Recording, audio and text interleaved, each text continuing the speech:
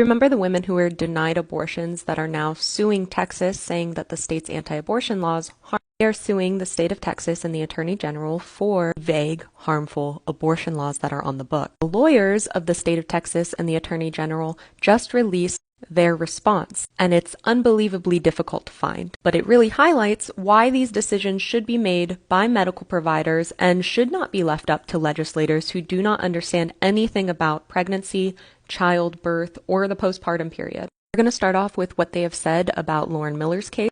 She was pregnant with twins and needed to selectively reduce one of the twins because they had a fatal fetal anomaly. It was going to put the other twin's life at risk.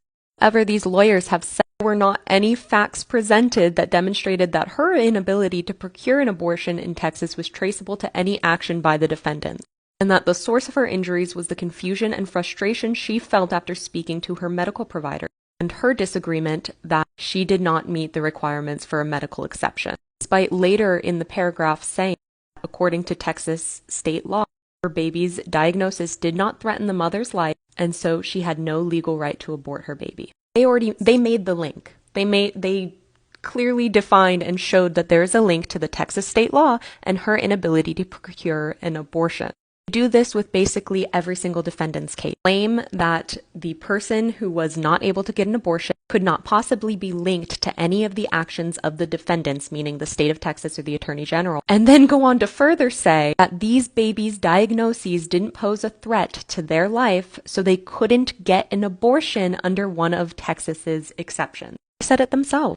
Real kickers when they start to talk about the cases of premature rupture of membrane. This is when the water breaks too early and the fetus is not viable. Go on to say that this mother, whose water broke too early, making her at risk for sepsis and death, failed to demonstrate that there was a threat to her life, failing to establish that she would have qualified for one of Texas's exceptions. They said it right there. Premature rupture of membranes, they are saying, do not qualify for one of Texas's exceptions. Then they go on to say, this isn't their fault. This is the fault of the independent provider who determined that she did not qualify for the medical exception. So they say the law says she couldn't have gotten an abortion, the doctor said she couldn't get an abortion, and so this is the doctor's fault. So they basically said that the doctor was in the right because the abortion was not medically necessary at that time.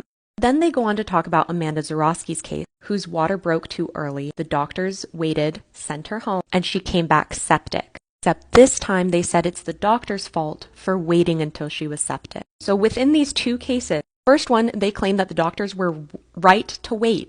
In this one, it's the doctor's fault for waiting too long.